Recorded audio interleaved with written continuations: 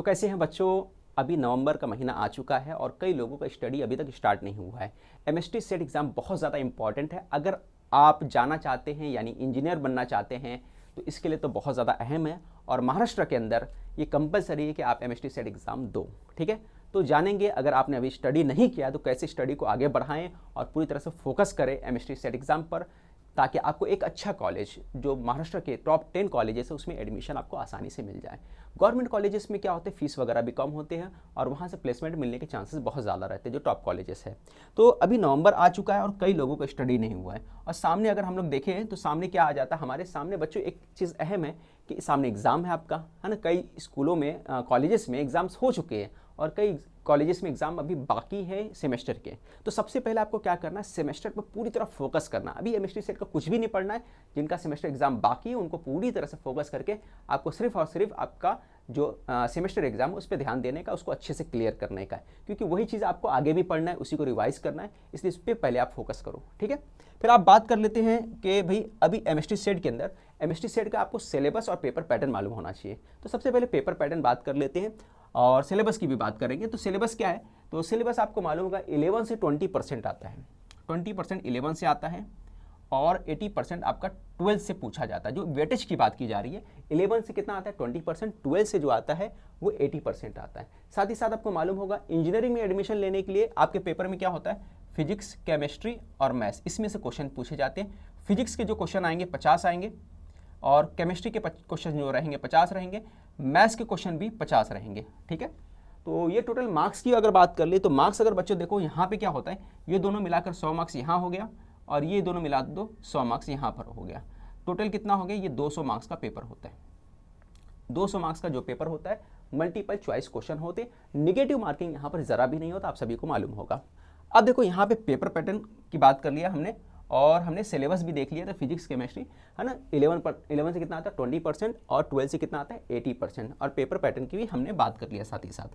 अब देखते हैं यहाँ पे कुछ और चीज़ें, जैसे कि यहाँ पर डेली शेड्यूल क्या होना चाहिए। ठीक है, तो पहले आपको क्या करना है, आपका अगर सेमेस्टर नहीं हुआ तो सेमेस्टर पर फोकस करना है। सेमेस्टर एग्जाम होने के बाद फ़ौरन आपकी छुट्टी लग जाएगी दिवाली की, उस वक्त आपको क्या करना है, आपको 11 का जो है 20% उसको कवर कर लेना है। ठीक है, 11 का जो आप पढ़ चुके हो उसी को आपको क्या करना है, पूरी तरह कवर कर लेना है। आपके पास बुक वगैरह नहीं है तो आप बुक ले सकते हैं, एमटीजी का आता है वहाँ से बुक ले सकते हो, आर्यन का भी आता है, फिर उसके बाद टारगेट का भी आता है, तो आप कोई भी बुक परचेस कर सकते हो प्रैक्टिस के लिए। बुक काफ़ी महंगे पड़ते हैं, फिर भी आप ले लेना अगर आपके पास पैसे हैं। ठीक है, नहीं तो यूट्यूब वगैरह से भी पढ़ लो आप। अब यहाँ पे देखो पेपर पैटर्न हो गया डेली शेड्यूल। अब डेली शेड्यूल में मैंने पहले क्या बताया कि ये जो टाइम है इसमें आपको क्या करना है, पूरा का पूरा 11 पढ़ लेना है, 11 को अच्छे से स्टडी कर लेना है। फिर उसके बाद आपको क्या कर, उसके बाद आपका कॉलेज स्टार्ट हो जाएगा। कॉलेज स्टार्ट के कुछ महीनों के बाद यानी कि दिसंबर के लास्ट में, जैन के फर्स्ट वीक में आपका प्रीलियम स्टार्ट होने वाला रहेगा, प्रीलियम एग्जाम होगा। तो आपको पूरी तरह से प्रीलियम पे भी फोकस करते हुए चलना है, यानी आपको सिलेबस भी तैयारी करना है 12 का और साथ ही साथ आपको क्या करना है भाई, आपको सीटी के लिए डेली 1 घंटा 2 घंटा देने का है ना। सीटी आप जो चैप्टर स्टडी कर रहे हो उसी चैप्टर की स्टडी करने के बाद कुछ क्वेश्चन उसमें से निकाल के आपको सीटी का कर लेना है। तो आपको सेट का क्या करना है, कुछ क्वेश्चन करना है, ये बात आप ध्यान रखो, इसमें से निकाल के, यानी आप हर चैप्टर पढ़ो, वो चैप्टर कंप्लीट हुआ उसको रिवाइज किए, रिवाइज करने के बाद कुछ क्वेश्चन आपको सीटी का कर लेना है, ये काम आपको ध्यान रखना है। ठीक है, तो डेली शेड्यूल, तो डेली आप कम से कम 1 घंटा से 1 से 2 घंटा आपको क्या देना है, इसके ऊपर देना है, किसके ऊपर, एमएसटी सेट के ऊपर देने का है। ठीक है, डेली आपको दे देने का है। क्लियर हो गया, तो ये भाई आपको करना ही करना है डेली इस काम को, इस काम के बिना आपका काम नहीं चलेगा अगर आप एग्जाम के अंदर 99% मार्क्स लाते हैं। तो इस तरह से आपको कोशिश करना और ये पूरा शेड्यूल लेके चलना है। आपका फेब में एग्जाम स्टार्ट हो जाएगा और मार्च में एग्जाम जो होगा तकरीबन ख़त्म हो जाएगा, यानी 15 मार्च तक अगर हम लोग बात करें बच्चों, तो 15 मार्च तक आपका फ्री हो जाओगे, आप 15 मार्च तक पूरे एग्जाम से फ्री हो जाओगे। और आपको मालूम होगा कि 15 अप्रैल को आपका एग्जाम स्टार्ट हो जा रहा है, यानी तकरीबन 1 महीना आपको बच रहा है। ठीक है, तकरीबन 1 महीना आपके पास बचेगा, उस वक्त आपको सिर्फ रिवाइज करना है और मॉक टेस्ट लगाना है। रिवाइज और मॉक टेस्ट, अगर आप चाहते हो आपका टॉप मोस्ट कॉलेज में एडमिशन हो जाए, VJTI जो कॉलेज है उसमें एडमिशन मिल जाए या पुणे के सबसे फेमस कॉलेज में एडमिशन मिल जाए इंजीनियरिंग, तो आपको यही करना है भाई कि आपको 1 महीना रिविज़न करना उस टाइम और मॉक टेस्ट लगाना है।